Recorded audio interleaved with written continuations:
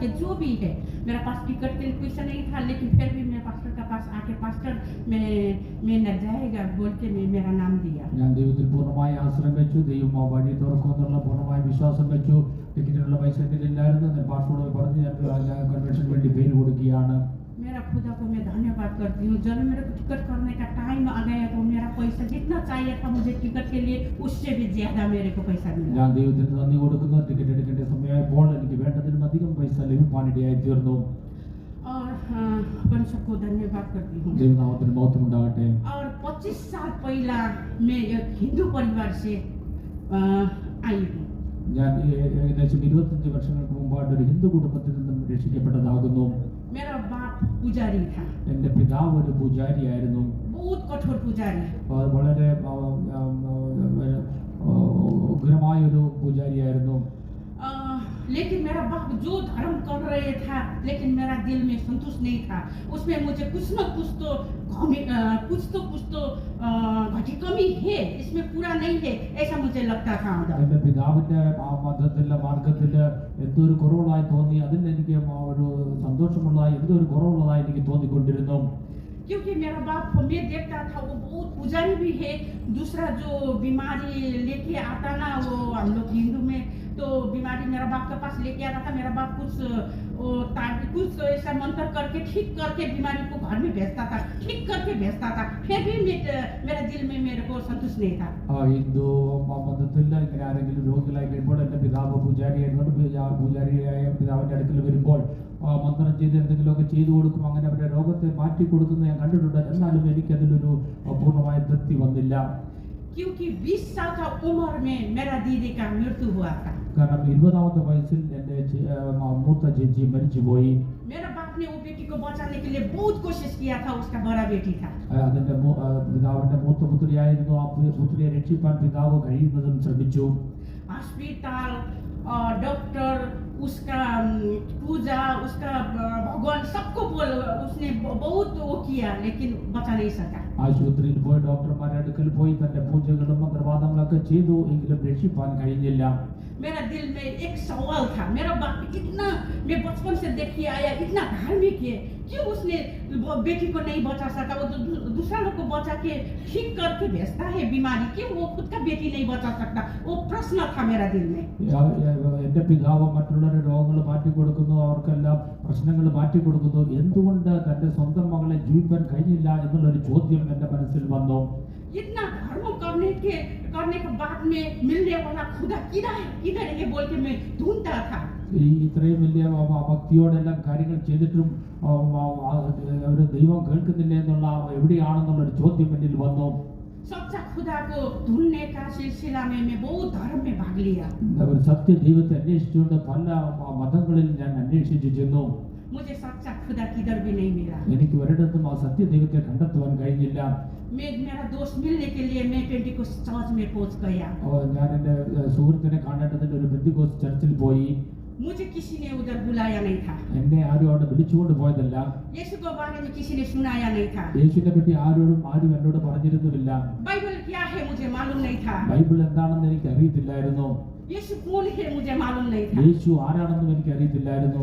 जब ये उधर पास्टर प्रसाद दे रहा था, मेरे दोस्त को मिलने के लिए गया, उधर मीटिंग शुरू हुआ था. ഞാൻ എൻ്റെ സുഹൃത്തിനെ കാണാൻ പോയപ്പോൾ അവിടെ പാസ്റ്റർ പ്രസംഗിക്കാൻ തുടങ്ങിയിരുന്നു. मेरा दोस्त सबसे आगे बैठा था, वो आराधना सेवा था. എൻ്റെ സുഹൃത്ത് ഏറ്റവും മുമ്പിലാണ് ഇരുന്നത്. मेरे दोस्त को डिस्टर्ब करने का मैं इच्छा नहीं किया, मैं पीछे जाके बैठ गया. എൻ്റെ സുഹൃത്തിനെ ശല്യപ്പെടുത്തണമെന്ന് വേണ്ട ഓർത്ത് ഞാൻ ആ പുറകിൽ പോയിരുന്നു. जब भी पास्टर का मैं सुनता था, उसका एक बात सुनता था, तो मेरा दिल में चक्कू जैसा मेरा दिल में मारने का शुरू किया. പാസ്റ്ററിന്റെ ഓരോ വാക്കുകളും ഞാൻ കേട്ടപ്പോൾ എൻ്റെ ഉള്ളിൽ അത് കത്തി കൊണ്ട് കുത്തുന്നത് പോലെ എനിക്ക് തോന്നി. हर दुनिया में ढूंढ के मैं चलता था, सच्चा खुदा तो इधर है. मेरा दिल में ऐसा आ गया. ഞാൻ സത്യദൈവത്തെ അന്വേഷിച്ച് മുഴുവൻ ലോകത്തിൽ അന്വേഷിച്ചു ചെന്നു. എന്നാൽ ഇവിടെയാണ് ആ സത്യദൈവത്തെ എനിക്ക് കണ്ടെത്താൻ കഴിഞ്ഞത് എൻ്റെ ഉള്ളിൽ പറഞ്ഞുകൊണ്ടിരുന്നു. मीटिंग खत्म हो गया. മീറ്റിംഗ് തീർന്നു. सब लोग बाहर आ गया. എല്ലാവരും വെളിയിൽ വന്നു. उसका साथ में मेरा दोस्त भी बाहर आ गया. എൻ്റെ സുഹൃത്തും അതോടൊപ്പം വെളിയിൽ വന്നു. मेरा दोस्त मुझे देख के उसको अजीब लग गया। എന്നെ കണ്ടുകൊണ്ട് എന്റെ സുഹൃത്ത് ആശ്ചര്യപ്പെട്ടു പോയി. उसकी ने बोला अनु तू कैसा तू चर्च में इधर पहुंच गया? എങ്ങനെയാണ് നീ ഇവിടെ വന്ന് ഈ ചർച്ചിൽ വന്നതെന്ന് എന്നോട് ചോദിച്ചു. वो क्यों अजीब मान गया? क्योंकि मैं पुजारी की बेटी था। കാരണം ഞാനൊരു പൂജാരിയുടെ മകളായതുകൊണ്ട് എങ്ങനെ ഇവിടെ വന്നു എന്ന് അവൾ ആശ്ചര്യപ്പെട്ടു. बाद में मेरा दोस्त ने मैं बोला आपके साथ मुझे कुछ काम है इसलिए मैं आया। ഞാൻ സുഹൃത്തിനോട് പറഞ്ഞു എനിക്ക് നിന്നോട് ചില കാര്യങ്ങൾ പറയാനുണ്ട്, അതുകൊണ്ടാണ് ഞാൻ ഇവിടെ വന്നത്. मेरा दोस्त ने मेरा पास्टर का रूम में जाके प्रार्थना लिएगा, बाद में जाएगा बोला मुझे। എന്റെ സുഹൃത്ത് പറഞ്ഞു പാസ്റ്ററിന്റെ മുറിയിൽ പോയി പ്രാർത്ഥിക്കാം, അതിനുശേഷം പോകാമെന്ന് എന്നോട് പറഞ്ഞു. वो टाइम में पास्टर डेविड था। पास्टर डेविड ആ സമയത്ത് പാസ്റ്റർ ഡേവിഡ് ആയിരുന്നു അവിടെ ഉണ്ടായിരുന്നത്. जब ये मैं बोला दोस्त को नहीं मैं नहीं जाएगा क्योंकि मेरा बाप पुजारी था। ഞാൻ പറഞ്ഞു ഞാൻ പോകില്ല, കാരണം എന്റെ പിതാവ് പൂജാരിയാണ്. अनु तुम्हारा घर में बहुत प्रॉब्लम होता है, बहुत प्रॉब्लम आता है, चलो थोड़ा दुआ लिएगा पास्टर से, बाद में जाएगा फिर से जाएगा बोला। നിന്റെ വീട്ടിൽ പല പ്രശ്നങ്ങൾ നടക്കുന്നുണ്ടല്ലോ, പാസ്റ്റർ അടുത്ത് പോയി പ്രാർത്ഥിക്കുക, അത് കഴിഞ്ഞിട്ട് നീ പൊക്കോളാൻ പറഞ്ഞു. जब भी पास्टर का रूम में गया, അപ്പോൾ പാസ്റ്ററുടെ മുറിയിൽ ചെന്നു. पास्टर ने इतना अच्छा से मुझे बात किया, പാസ്റ്ററിനെ എന്നോട് നല്ലവണ്ണം സംസാരിച്ചു. मुझे उधर अपना जैसा महसूस हो गया। എനിക്ക് എന്റെ സ്വന്തം പോലെ എനിക്ക് തോന്നി. पास्टर ने बोला मैं आपको दुआ कर देगा बेटी, आप घुट में बैठो। മകളെ ഞാൻ നിനക്ക് വേണ്ടി പ്രാർത്ഥിക്കാം, നീ മുട്ടിന്മേൽ നിൽക്കുക എന്ന് പറഞ്ഞു. जब भी मैं घुट में बैठा, ഞാൻ മുട്ടിന്മേൽ നിന്നപ്പോൾ आंख बंद किया, കണ്ണടച്ചു, हाथ में ऐसे बंद किया। ഞാൻ കൈകൾ ഇങ്ങനെ പുറത്തു പിടിച്ചു. जब भी डेविड पास्टर का हाथ मेरा माथा के ऊपर पड़ गया, പാസ്റ്ററുടെ കൈ എന്റെ തലമേൽ വെച്ചപ്പോൾ उधर क्या हुआ मुझे मालूम नहीं था। അവിടെ എന്ത് സംഭവിച്ചു എന്ന് എനിക്കറിയത്തില്ല. मैं उधर चिल्लाया, बहुत गिर गया, बहुत क्या क्या हो गया मुझे मालूम नहीं था। ഞാൻ അവിടെ വീഴുകയും അതിന് പല വിധത്തിലും അവനായി തീർന്നു. എനിക്ക് എന്ത് സംഭവിച്ചു എന്ന് എനിക്കറിയത്തില്ല. उसका बाद में मेरा दोस्त से पास्टर से विदाई करके मैं घर में गया। അതിനുശേഷം ഞാൻ പാസ്റ്ററോടും എന്റെ സുഹൃത്തിനോടും പറഞ്ഞ് ഞാൻ വീട്ടിലേക്ക് പോയി. मेरा बाप का कैंसर था। എന്റെ പിതാവിന് ക്യാൻസർ ആയിരുന്നു. बाद में बाप को कुछ बोल के मैं हम लोग चर्च में लेके आया एक दिन। അതിനുശേഷം ഞാൻ പിതാവിനോട് പറഞ്ഞ് ചർച്ചിലേക്ക് കൊണ്ടുവന്നു. चर्च में लेके आने के बाद में मेरा बाप को एक दिन उधर रखा। അതിനുശേഷം പിതാവിനെ ഒരു ദിവസം അവിടെ ചർച്ചിൽ വെച്ചിരുന്നു. जब उधर दुआ करने का टाइम में मेरा बाप का जो माना हुआ जो देवता भगवान किया गया था, वो सब मेरा जिस्म में आके मेरा बाप से बात करने का शुरू किया। അവിടെ പ്രാർത്ഥിച്ചുകൊണ്ടിരുന്ന സമയത്ത് എന്റെ പിതാവിനുണ്ടായിരുന്നായ ഓരോ മന്ത്രവാദത്തിന്റെ ശക്തികളെല്ലാം എന്നിൽ വന്ന് ഞാൻ പിതാവിനോട് സംസാരിക്കാൻ തുടങ്ങി. वो अंधकार का शक्ति मुझे कष्ट दे रहा था कि मेरा माता कभी किधर मारता कभी किधर मारता, मैं खुद ऐसा करता था। ആ ദുഷ്ടാത്മാക്കൾ എന്നിൽ വന്ന് പല വിധത്തിൽ ഉപദ്രവിക്കുവാൻ തുടങ്ങി. जब मेरा बाप ने ये देख लिया, എന്റെ പിതാവ് ഇത് കണ്ടു. मेरा बाप ने वही टाइम में ग्रहण किया कि ये मैं जो धर्म कर रही है अच्छा नहीं है। അപ്പോഴാണ് എന്റെ പിതാവ് മനസ്സിലാക്കി ഞാൻ പിന്തുടർന്നു വരുന്നതായ ഈ മതം അത് ശരിയായിട്ടുള്ളതല്ല. हम लोग बाद में गाँव गया। അതിനുശേഷം ഞങ്ങൾ ഞങ്ങളുടെ ഗ്രാമത്തിലേക്ക് പോയി. कुछ दिन का बाद में मेरा बाप का डेथ हो गया। അല്പ ദിവസങ്ങൾക്ക് ശേഷം എന്റെ പിതാവ് മരിച്ചുപോയി. बाद में मेरा बाप का डेथ होने के बाद में हम लोग पूजा करने का उधर नहीं माना। लोग बोला पूजा करो, हम लोग बोला नहीं करेगा। പിതാവിന്റെ മരണശേഷം അവിടെ ജനങ്ങൾ വന്ന് പൂജ ചെയ്യണമെന്ന് പറഞ്ഞ് ഞങ്ങൾ പിന്നെ പൂജ ചെയ്യാനില്ല.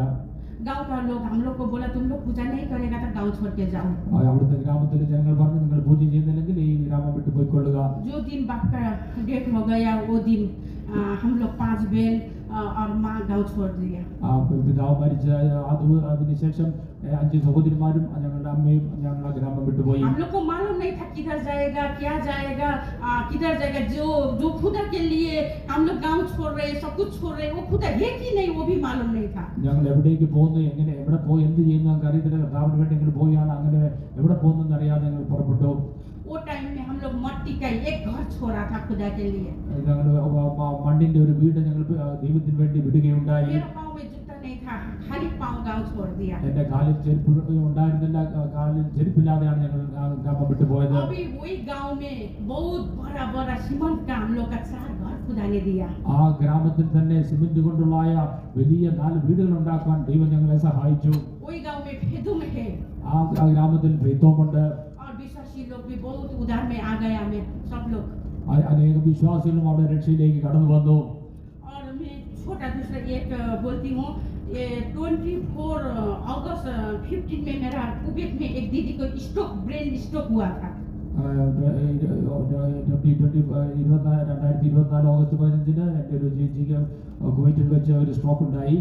वो काम में गया, काम में वापस घर में आने का टाइम में उसका एक पाँव एक हाथ नहीं चलता था और ये मुख ऐसा करके इधर गया था, उसका जीभ बाहर गया, बात नहीं कर सकता था. ജോലിക്ക് പോയി മടങ്ങി വരുന്ന സമയത്ത് ഒരു വശം തളരുകയും സംസാരിക്കാൻ കഴിയാത്ത വിധത്തിലായി തീർന്നു. हम लोग उठा के हॉस्पिटल लेके गया, ഞങ്ങൾ ഹോസ്പിറ്റലിലേക്ക് കൊണ്ടുപോയി. सीधा आईसीयू में रखा. നേരെ ഐസിയുലേക്കാണ് കൊണ്ടുപോയത്. वो मेरा बहन मुझे थोड़ा इशारा करके बोलता है मेरा हाथ किधर है. എൻ്റെ സഹോദരി ഇങ്ങനെ ആംഗ്യം കാണിച്ച് എൻ്റെ കൈ എവിടെയാണെന്ന് ചോദിക്കുകയുണ്ടായി. और उसको डॉक्टर ने आईसीयू में रखा. हम लोग को बोला आप लोग घर में जाओ, कल आओ 4 बजे मिलने के लिए. സഹോദരി ഐസിയുൽ വെച്ച് നിങ്ങൾ വീട്ടിൽ പോയിക്കൊള്ള, ഞങ്ങൾ വിളിക്കാമെന്ന് പറഞ്ഞു. मैं घर में रूम में गया, घर में जाके मैं बहुत खुदा से रोया. മുറിയിൽ ചെന്നതിന് ശേഷം അനേകം ഞാൻ കർത്താവിനോട് നിലവിളിച്ചു. मुझे मालूम नहीं था कल तक मेरा दीदी मर जाएगा या क्या होएगा, मुझे मालूम नहीं था. നാളെ എൻ്റെ സഹോദരി മരിക്കുമല്ലോ എന്ന് എനിക്കൊന്നും അറിയത്തില്ലായിരുന്നു. मेरा दीदी का हालत देख के मुझे डॉक्टर और मेडिसिन में मुझे भरोसा नहीं था. എൻ്റെ സഹോദരിയുടെ നിലവാരം കണ്ടിട്ട് ഡോക്ടർമാരിലോ മരുന്നിലോ എനിക്കൊരു യാതൊരു ആശ്രയമില്ലായിരുന്നു. क्योंकि ब्रेन स्ट्रोक के कारण से मेरा एक भाई 30 साल का उम्र में मर गया था. കാരണം ബ്രെയിൻ സ്ട്രോക്ക് നിമിത്തമായിട്ട് എൻ്റെ സഹോദരൻ 30ാമത്തെ വയസ്സിൽ മരിച്ചു പോയതായിരുന്നു. और मैं रात भर खुदा से ऐसा रोया कि खुदा ये हम लोग सब मरना तो चाहिए. उधर में आने के बाद में बाप मर गया, मेरा दूसरा एक दीदी मर गया, भाई मर गया, कोई प्रॉब्लम नहीं. देखो हम लोग आपका सेवा कर रहे हैं, लेकिन मेरा दीदी को मैं व्हील चेयर में घर लेके नहीं जाना चाहती हूँ बोल के मैं खुदा से रोया. ഞാൻ രാത്രി മുഴുവൻ ദൈവത്തോട് നിലവിളിച്ചുകൊണ്ടിരുന്ന രക്ഷയിൽ വന്നതിന് ശേഷം എൻ്റെ പിതാവ് മരിച്ചു. അതിനുശേഷം ഒരു സഹോദരിയും സഹോദരനെല്ലാം മരിച്ചു. ഈ സഹോദരിയെ ഇനി വീൽ ചെയറിൽ കാണാൻ ആഗ്രഹിക്കുന്നില്ല എന്ന് ദൈവത്തോട് നിലവിളിച്ചു. मेरा दीदी दिन में कितना बार कपड़ा चेंज करता और बहुत साफ सुथर है, उसको व्हीलचेयर में लेके जाके मैं कैसा देख सकता, मैं नहीं देख सकता. नहीं नहीं नहीं खुदा, मैं इतना कष्ट उठाया तेरे लिए, हम लोग सब छोड़ा, लेकिन मेरा दीदी को कैसा भी मैं व्हीलचेयर में लेके नहीं जाना चाहती हूँ, मदद कर बोल के मैं रात भर रोया. എൻ്റെ സഹോദരി വസ്ത്രങ്ങളൊക്കെ ധരിച്ച് നല്ലപോലെ നടന്നതാണ്. ഇനി ആ സഹോദരിയെ വീൽ ചെയറിൽ കാണാൻ ആഗ്രഹിക്കുന്ന കർത്താവെ സഹായിക്കണമെന്ന് ഞാൻ നിലവിളിക്കുകയുണ്ടായി. मैं खुदा को बोला मैं नहीं खाएगा प्रभु, जब तक मेरा दीदी का हाथ और पाँव नहीं चलता मैं नहीं खाएगा, नहीं सोएगा बोल के. जब रात में मुझे थोड़ा नींद आता था, फिर उठ के मैं रोता था, चिल्लाता था खुदा से. എൻ്റെ സഹോദരിയുടെ കൈയും കാലും അനക്കി ആ സമയം നടക്കുവാൻ കഴിയുന്നിടം വരെയും ഞാൻ ഭക്ഷണം കഴിക്കില്ല എന്ന് പറഞ്ഞ് ഞാൻ ദൈവത്തോട് നിലവിളിച്ചുകൊണ്ടിരുന്നു. मुझे कितना भी आशा नहीं था कि मेरा दीदी ठीक होएगा. എൻ്റെ സഹോദരി സുഖം പ്രാപിക്കുമെന്ന് എനിക്ക് യാതൊരു വിശ്വാസവുമില്ലായിരുന്നു. और दूसरा दिन 4 बजे शाम को हम लोग मिलने के लिए गए. അടുത്ത ദിവസം വൈകിട്ട് 4 മണിക്ക് ഞങ്ങൾ സഹോദരിയെ കാണുവാൻ പോയി. मैं शुक्रगुजार करती हूँ कि मेरा बिलीवर कुवैत का बिलीवर लोग बहुत मेरा दीदी के लिए वो टाइम में दुआ किया, और पास्टर मदर सिस्टर सब लोग. കുവൈറ്റിലെ പാസ്റ്റർ മദറും സഹോദരിയും വിശ്വാസികളെല്ലാം ഞങ്ങളെ വളരെയധികം സഹായിക്കുകയുണ്ടായി. ഞാൻ ദൈവത്തിന് നന്ദി പറയുന്നു. और दूसरा दिन जाके देखा छोटा खिड़की, उधर खिड़की था, हम लोग खिड़की से देखता और उसका अंदर क्या हमारा रख दिया था, हम लोग बाहर टीवी से देख सकता दीदी को आईसीयू में. ഐസിയുവിൽ ഒരു ചെറിയൊരു വാതിൽ മാത്രമുള്ള ആ വാതിലൂടെ ഞങ്ങൾക്ക് കാണുവാൻ സാധിക്കുള്ളൂ. ആ വാതിലൂടെ സഹോദരിയെ നോക്കി. मैं दीदी को बोलता था दीदी मैं फोन कर, उधर फोन से बात कर सकता था, उसका आवाज बस दीदी सुनता था और हम उसको बस देख सकता था. मैं बोलता दीदी कुछ तो हिला बोल के मैं उसको बोलता था. ഞങ്ങൾ ആ ഫോണിൽ കൂടെ മാത്രമേ വെളിയിൽ നിന്ന് സംസാരിക്കും. ആ സഹോദരി ആ ശബ്ദം കേട്ട് അങ്ങനെ പറയുമ്പോൾ എന്തെങ്കിലും കൈ ഒന്ന് അനക്കെന്ന് ഞങ്ങൾ പറയുകയുണ്ടായി. और दीदी ने जो वो नहीं उठा हाथ था वो उठा के दिखाया मुझे. അപ്പോൾ ആ ഒരു കൈ ഉയർത്തി എന്നെ കാണിച്ചു. और दूसरा दिन फिर അടുത്ത ദിവസം വീണ്ടും दूसरा पाँव भी उठा के दिखाया. അടുത്ത കാലും ഉയർത്തി കാണിച്ചു. मेरा खुदा को बहुत शुक्रगुजार करती हूँ. എൻ്റെ ദൈവത്തിന് ഞാൻ വളരെ നന്ദി പറയുന്നു. और हम लोग 4 दिन का बाद में दीदी को घर में लेके आया. 4 ദിവസത്തിന് ശേഷം സഹോദരി ഞങ്ങൾ വീട്ടിലേക്ക് മടക്കി കൊണ്ടുവന്നു. फिर अगस्त 28 तारीख में दूसरा स्ट्रोक हो गया. ഓഗസ്റ്റ് 28-ാം തീയതി വീണ്ടും ഒരു സ്ട്രോക്ക് വന്നു. उसका खाना कुछ भी नहीं खा सकता था. ഭക്ഷണമൊന്നും കഴിക്കാൻ കഴിയില്ലായിരുന്നു. पानी भी पेट में काट के जाता था तो उल्टी करती थी. വെള്ളം കുടിച്ചാൽ പോലും ഛർദ്ദിച്ച് फिर കളയുമായിരുന്നു. हॉस्पिटल गया. വീണ്ടും ആശുപത്രിയിൽ कुछ പോയി. मेडिसिन काम नहीं किया हॉस्पिटल में. ആശുപത്രിയിൽ ഒരു മരുന്നും मेडिसिन काम नहीं किया. ഒരു ഇഞ്ചക്ഷനും പ്രയോജനം വന്നില്ല. फिर डॉक्टर बोला लेके जाओ घर में. ഡോക്ടർ പറഞ്ഞു വീണ്ടും വീട്ടിൽ കൊണ്ടുപോയിക്കൊള്ളു. पास्टर मदर सिस्टर आया घर में. പാസ്റ്റർ മദർ സിസ്റ്റർ വീട്ടിൽ വന്നു. दुआ करके दिया, वो पास्टर जब भी दुआ करके खाना दिया तो कुछ खाना पहला दिन उसका पेट का अंदर गया। പാസ്റ്റർ പ്രാർത്ഥിച്ച് ഭക്ഷണം കൊടുത്തു. ആദ്യമായിട്ട് അന്ന് ഭക്ഷണം കഴിച്ചു. उसका दूसरा दिन मदर ने चौथ से खाना बना के घर में भेजा। അടുത്ത ദിവസം മദർ പെണ്ണുമെന്ന് ഭക്ഷണം ഉണ്ടാക്കി കൊടുത്തു വിട്ടു. मेरा दीदी के लिए अच्छा मेडिसिन वही हो गया। എന്റെ സഹോദരിക്ക് ഏറ്റവും നല്ല ഔഷധമായി തീർന്നു. मेरा दीदी वो खाना खा के आज फिर ठीक हो के फिर वो काम में वापस काम कर रही ആ है। ഭക്ഷണം കഴിച്ച് എന്റെ സഹോദരി പൂർണ്ണ സൗഖ്യം പ്രാപിച്ച് ജോലിക്ക് പോകാൻ തുടങ്ങി.